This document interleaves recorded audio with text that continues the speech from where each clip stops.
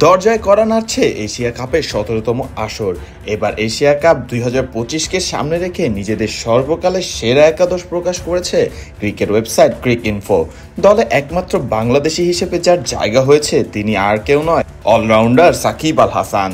অল্পের জন্য দ্বাদশ খেলোয়াড় হিসেবে দলে জায়গা পেলেন না মুস্তাফিজুর রহমান। জানা যাক অধিনায়ক মহেন্দ্র সিং ধোনি সহ কারা থাকছেন এই দলে।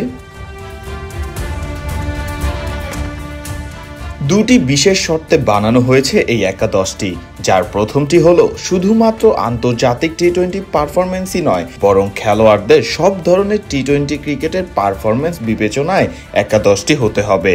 এবং দ্বিতীয় শর্তটি হলো একটি দেশ থেকে থাকতে পারবে সর্বোচ্চ 4 জন।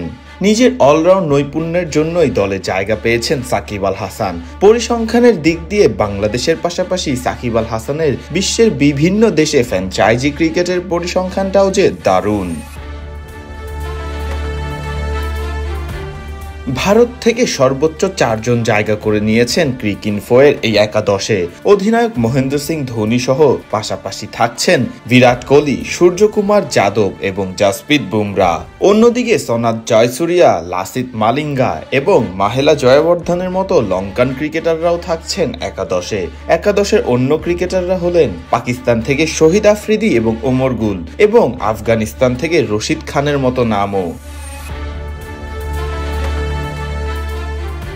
একাদশে 11 জন জায়গা করে নিলেও দলে দ্বাদশ হিসেবেও রাখা হয়েছে সাঈদ আজমলের মতো ক্রিকেটারকে। তবে এক্ষেত্রে মুস্তাফিজুর রহমানকে নিয়ে ভাবলেও শেষ পর্যন্ত সাঈদ আজমলের নামই রাখা হয়েছে দ্বাদশ খেলোয়াড় হিসেবে। এক নজরে দেখে নেওয়া যাক কেমন হলো ক্রিকইনফোর সর্বকালের সেরা এশিয়া কাপ ক্রিকেটের একাদশ।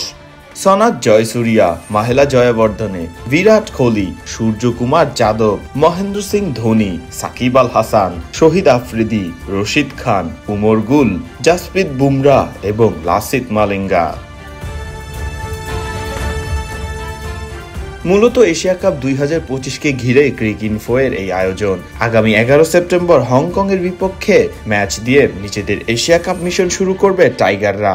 13 সেপ্টেম্বর শ্রীলঙ্কার বিপক্ষে ম্যাচে মাঠে নামবে বাংলাদেশ এবং 16 সেপ্টেম্বর নিজেদের গ্রুপ পর্বের শেষ ম্যাচে আফগানিস্তানের মুখোমুখি হবে বাংলাদেশ।